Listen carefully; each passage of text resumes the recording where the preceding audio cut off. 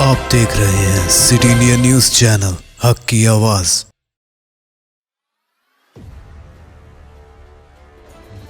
السلام علیکم ناظرین، آپ دیکھ رہے ہیں سٹی انڈیا نیوز۔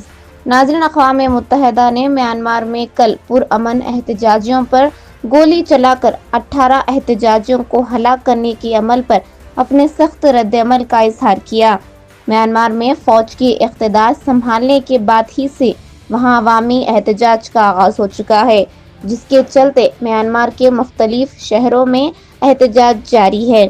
کل پولیس نے مختلف شہروں میں احتجاجیوں کے خلاف سخت اقدامات کرتے ہوئے راست گولیاں چلا کر 18 احتجاجیوں کو ہلاک کر دیا، جس کی بین الاقوامی سطح پر مذمت کی جا رہی ہے۔